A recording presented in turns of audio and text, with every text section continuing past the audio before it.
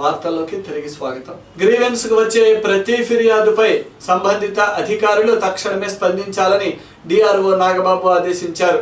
సోమవారం జిల్లా పరిషత్తులో జరిగే ప్రజావాణి గ్రీవెన్స్ ను డిఆర్ఓ నిర్వహించారు. ఈ సందర్భంగా డయల్ యువర్ కలెక్టర్ కార్యక్రమానికి జిల్లాలోని పలు ప్రాంతాల నుండి తాము ఎదుర్కొంటున్న ఇబ్బందులను ఫోన్ ద్వారా బాధితులు నాగబాబుకు వివరించారు. అనంతరం పలు సమస్యలపై వచ్చే ప్రజలతో గ్రీవెన్స్ సమావేశ మందిరం కిటకిటలాడింది. తమకు కలిగిన కష్టాలను గ్రీవెన్స్ కు వచ్చిన బాధితులు మీడియా వద్ద వెల్లడించారు.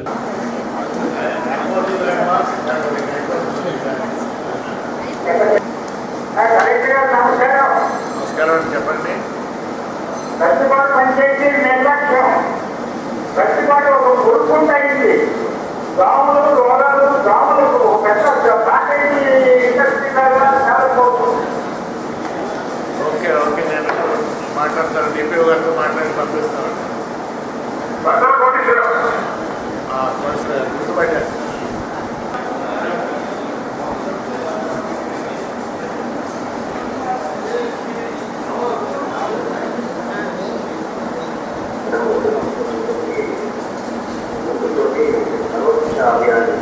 దాంతో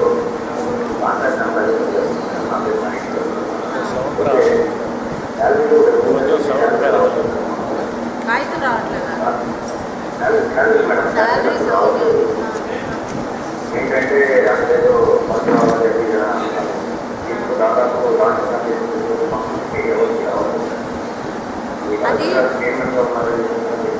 అవునండి, మీది ఎంప్లాయ్మెంట్ కాబట్టి మీరు పర్సనల్గా ఇచ్చుకోండి. గ్రీవెన్స్లో కంటే సర్వీస్ మ్యాటర్స్ పర్సనల్గా కలిసి మీ గ్రూప్ వాళ్ళందరూ కలిసి ఇచ్చుకోండి. అది వెంటనే సమాధానం వస్తుంది. సెక్షన్ వాళ్ళని కలిసి అడగడం.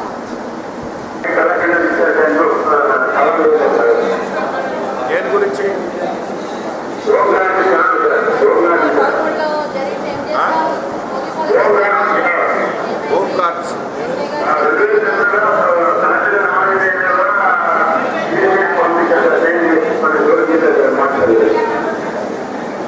సరే, మీ రిప్రజెంటేషన్ ఆర్టీఓ గురజాల వారికి తెలియజేస్తాము. వాళ్ళు ఎంక్వైరీ ఆర్టీఓ గురజాలకి తెలియజేస్తారు. నిబంధనల ప్రకారం వాళ్ళు చర్యలు తీసుకుంటారు. అవైలబిలిటీ ఆఫ్ సైట్ నిబంధనలు ఇవన్నీ లెక్కలో తీసుకొని చర్య తీసుకొని మీకు ఏం చర్య తీసుకున్నారనేది మీకు తెలియజేస్తారు.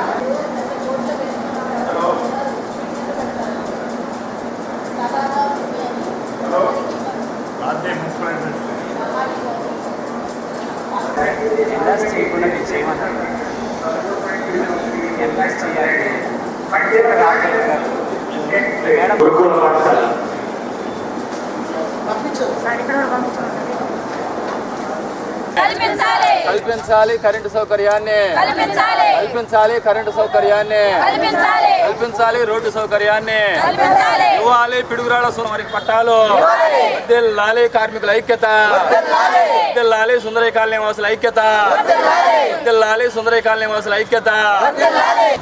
శివారు భూమిలో దాదాపు 2008వ సంవత్సరం నుండి వందలాది మంది పేదలు అక్కడ ఆవాసాలు ఏర్పాటు చేసుకొని నివాసం ఉంటున్నటువంటి పరిస్థితి మనందరికీ తెలిసినటువంటి విషయమే. అదేవిధంగా 2008వ సంవత్సరం నుంచి గత 8 సంవత్సరాలుగా అనేక సందర్భాల్లో ఎన్నికలకు ముందు వచ్చేటటువంటి నాయకులు మీకు రోడ్డు సౌకర్యం కల్పిస్తాం, కరెంటు సౌకర్యాలు కల్పిస్తాం, అనేక రకాల సౌకర్యాలు కల్పిస్తాం అని మాకు ఓట్లేయండి అని చెప్పినటువంటి నాయకులు ఓట్లు వేసిన తర్వాత అటు ముఖం చూపించినటువంటి పరిస్థితి లేదు. అందుకని మేము ఈరోజు గ్రీవెన్స్కి వచ్చి కలెక్టర్ గారికి విన్నవించుకొని పిడుగురాళ్ల నివాసం ఉంటున్నటువంటి సుందరయ్య కాలనీ వాసులందరికీ కూడా రోడ్డు సౌకర్యం కల్పించాలని, కరెంటు సౌకర్యం కల్పించాలని, అదేవిధంగా ఏళ్ల తరబడి నివాసం ఉంటున్న వారందరికీ కూడా పట్టాల సౌకర్యం కూడా కల్పించాలనేది, ఆ రకంగా కల్పించి మాకు న్యాయం చేయాలనేది విన్నవించుకోవడానికి వచ్చాం. అదేవిధంగా వీళ్ళందరూ కూడా ఆ చుట్టుపక్కల ఉన్నటువంటి సున్న మిల్లుల్లో కానివ్వండి, ఇతర తాపీ పనులు చేసుకునే వాళ్ళు కానివ్వండి, ఏదైతే రెక్కల కష్టం మీద బతికేటటువంటి కష్టజీవులు వీళ్ళందరికీ కూడా అక్కడ అనేక రకాల సౌకర్యాలు కల్పిస్తామని వాగ్దానం చేశారో ఆ సౌకర్యాలన్నీ కల్పించి వాళ్ళకి పట్టాలు ఇచ్చి వాళ్ళకి న్యాయం చేయాలనేది కూడా మేము ఈరోజు సుందరయ్య కాలనీ వాసులుగా మేము డిమాండ్ చేస్తూ ఉన్నాం. వికలాంగురాలండి, నేను నడవలేని పరిస్థితిలో ఉన్నాను. దయించి నా ఎందుకు నాకు అందరు కలెక్టర్ గారు అందరూ నాకు పింఛన్ దయచేసి అర్జీ పెట్టుకున్నామమ్మా ఎన్నిసార్లు పెట్టినా కూడా పని అవ్వట్లేదండి. అసలు ఎన్నిసార్లు తిరగలేకపోతున్నానే కానీ ఛార్జీలు డబ్బులు అయిపోతున్నాయి కానీ కనీసం అవన్నీ పట్టించుకునే వాళ్ళే లేరు. మళ్ళీ రమ్మంటున్నారు. అన్ని సర్టిఫికెట్లు ఉన్నాయండి, అన్నీ ఉన్నా కూడా మళ్ళీ రమ్మంటున్నారు, ఎంక్వైరీకి వస్తానంటున్నారు, రావట్లేదు, పట్టట్లేదు. నా ఎంత దయించి నాకు పింఛను, నాకు సహాయం చేయండి. నాకు 2 పిల్లలు, మా భర్త నాకు అగ్రంగురాలైనా కూడా నన్ను ఇష్టపడి చేస్తున్నాడు. కనీసం ఇటు నుంచి కూడా ఏ సహాయం లేదు. మా ఆయన నిరుపేద, ఆ సహాయం చేసేవాళ్ళు కూడా ఎవరు లేరు. వాటికి లేదండి. దానికోసం మేము ఎంఆర్ఓ గారికి ఆర్టీఓ గారికి చాలా అప్లై చేసుకున్నాము. ఎంఆర్ఓ గారు వచ్చి స్థలం తీసి మాకు కేటాయించారు. కానీ కొంతమంది ఆక్రమారులు దాన్ని ఆపుకోవడం కోసం అడ్డుదొలుతున్నారండి. దానికోసం కలెక్టర్ గారికి అర్జీ పెట్టారా? ఆర్టీఓ గారు చాలాసార్లు అప్లై చేస్తున్నాం. అవన్నీ కాపీలు కూడా మాకు ఉన్నాయి. చూశారు కలెక్టర్ గారి దగ్గర శ్మశాన వాటికి చంద్రపూరం దానికోసమని అప్లై చేస్తాం. రాష్ట్రంలోని వివిధ రంగాలలో పనిచేస్తున్న కార్మికులు ఎదుర్కొంటున్న సమస్యలను ప్రభుత్వం తక్షణమే పరిష్కరించాలని ఏఐటియుసి రాష్ట్ర కార్యదర్శి రాధాకృష్ణమూర్తి డిమాండ్ చేశారు. సోమవారం అరండల్పేటలోని లేబర్ కమిషనర్ కార్యాలయంలో కార్మికుల బకాయి వేతనాలు చెల్లించాలని కోరుతూ డిప్యూటీ కమిషనర్ కాశీ విశ్వనాథంకు వినతి పత్రం సమర్పించారు. ఈ సందర్భంగా ఆయన మాట్లాడుతూ కార్మికుల సమస్యలు పరిష్కరించడంలో పూర్తిగా వైఫల్యం చెందిందని ఆరోపించారు. అంగన్వాడీ, ఆశా, మధ్యాహ్న భోజన పథకం తదితర రంగాల్లోని కార్మికుల బకాయిలు చెల్లించాలని రాధాకృష్ణమూర్తి ఈ సందర్భంగా కోరారు.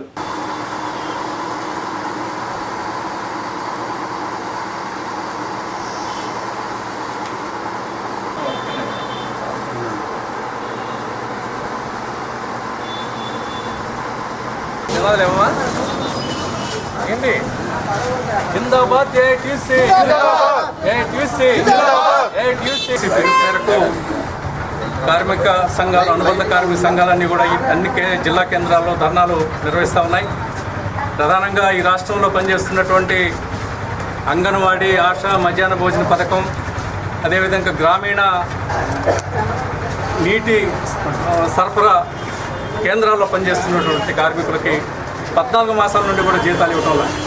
14 మాసాల పాటు జీతాలు ఇవ్వకుండా ఏ విధంగా బ్రతుకుతారనేటువంటి అంశాన్ని ప్రభుత్వం కూడా పరిశీలన చేయడం వల్ల, అందుకని వీళ్ళందరికీ కూడా తక్షణమే జీతాలు ఇవ్వాలని, అదేవిధంగా మున్సిపల్ కార్మికులకు సంబంధించి జీతాలు పెంచినట్టు పెంచి 279 జీవో జారీ చేయడం ద్వారా వారి యొక్క పని భద్రతకి, అదేవిధంగా వాళ్ళు ఇప్పుడు తీసుకుంటున్నటువంటి వేతన వ్యవస్థకి నష్టం కలిగించేటువంటి పద్ధతుల్లో 279 జీవో ఉంది. 279 జీవోను రద్దు చేయాలని కూడా ఈరోజు ఈ ధర్నా నిర్వహిస్తాం. అదేవిధంగా ఈ భవన నిర్మాణ కార్మికులకు సంబంధించి 3000 రూపాయలు కనీస పెన్షన్ ఇవ్వాలని, మరి హమాలీ వర్కర్స్కి సంక్షేమ బోర్డును ఏర్పాటు చేసి సంక్షేమ కార్యక్రమాలు అమలు జరపాలని, ఈ విధంగా రాష్ట్రంలో ఉన్నటువంటి కార్మికుల సమస్యలన్నింటినీ కూడా పరిష్కారం చేయడంలో రాష్ట్ర ప్రభుత్వం విఫలం చెందినందుకు నిరసనగా ఈరోజు ఈ ధర్నాలు నిర్వహించడం జరుగుతూ ఉన్నది. ఈరోజు ఇక్కడ రాష్ట్ర ప్రభుత్వానికి విజ్ఞాపన పత్రం కూడా సమర్పించడం జరిగింది కమిషనర్ గారికి. తక్షణమే ఈ సమస్యను పరిష్కారం చేయకపోయేటైతే, అంటే జీతాలు 14 మాసాల నుండి 8 మాసాల నుండి పెండింగ్ పెట్టినటువంటి ప్రభుత్వం తక్షణమే జీతాలు విడుదల చేయాలి, 279 జీవో రద్దు చేయాలి, అట్లాగే భవన నిర్మాణ కార్మికులకు సంబంధించినటువంటి సంక్షేమ బోర్డును పనిచేయించాలి, 3000 పెన్షన్ ఇవ్వాలి, హమాలీ కార్మికులకి సంక్షేమ బోర్డును ఏర్పాటు చేయాలి. అట్లాగే సివిల్ సప్లైస్లో మరి దాదాపు సంవత్సర కాలంగా వేతనాల పెంపుదల అనేటువంటి అంశం పెండింగ్ ఉంది.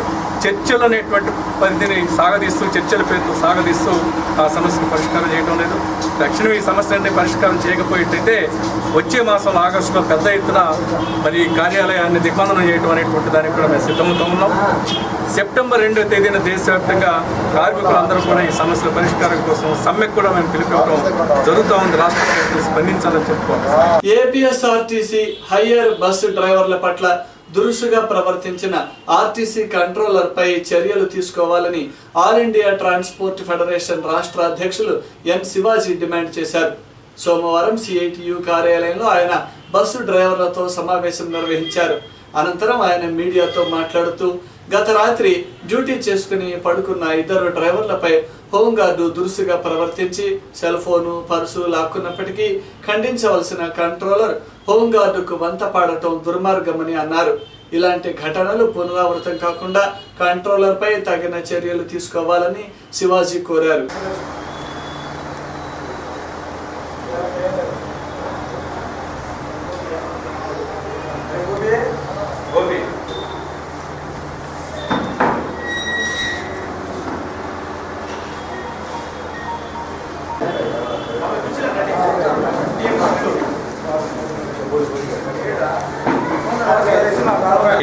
పగలంతా బస్సు నడిపి ఎయిర్ బస్సు రాత్రి బస్టాండ్లో ఇద్దరు డ్రైవర్లు అక్కడ పడుకొని నిద్రపోతూ ఉంటే టి గోపి ఎన్ శ్రీనివాసు అనే డ్రైవరు ఇద్దరు పడుకొని నిద్రపోతూ ఉంటే ఆ జేబులో ఉన్నటువంటి డబ్బులు సెల్ ఫోను అక్కడ ఉన్నటువంటి బీట్లో ఉన్నటువంటి హోంగార్డ్ ఎవరైతే ఉన్నాడో అతను తీసుకెళ్ళాడు.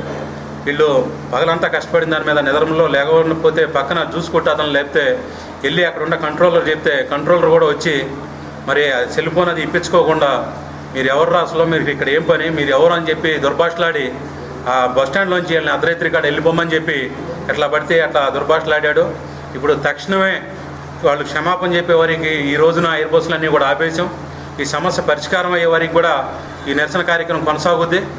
ఎందుకంటే పగలంతా బస్సు 400 కిలోమీటర్లు నడిపి మరి ఆ రాత్రిపూట ఇంటికి వెళ్ళడానికి బస్సులు ఉండవు కాబట్టి ఆ బస్టాండ్లోనే నిద్రపోవాల్సిన పరిస్థితి ఉన్నది.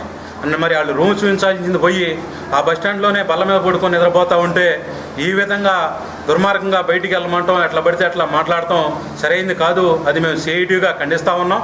ఇప్పటికైనా కూడా ఆర్ఎంఓ అదేవిధంగా డిఎం కలగజేసుకొని ఎవరైతే రాత్రి దుర్భాషలాడటానికి డ్రైవర్ల మీద దాడి చేయడానికి కారుకులో వాళ్ళిద్దరిని పిలిపించి క్షమాపణ చెప్పే వారికి కూడా మేము ఇది కార్యక్రమం కొనసాగిస్తాం. అదేవిధంగా ఇది ఎమ్మటే కనుక పరిష్కారం చేయకపోయినట్లయితే జిల్లా వ్యాప్తంగా కూడా అన్ని డిపోల్లో ఎయిర్ బస్సులు కూడా ఆపేసి నిరసన కార్యక్రమాలు చేస్తామని చెప్పి తెలియజేస్తున్నాను. QTV న్యూస్ ముగించే ముందు హెడ్లైన్స్ మరొకసారి.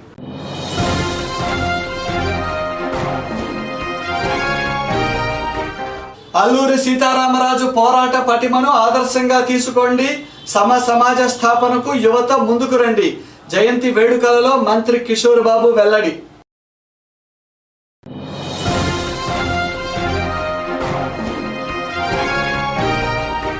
జూటి మిల్లు కార్మికుల కడుపు కట్టకండి, కార్పొరేట్ శక్తుల డబ్బుతో జేబులు నింపుకోకండి. ప్రభుత్వ తీరుపై నిప్పులు చెరిగిన మిల్లు పరిరక్షణ సమితి.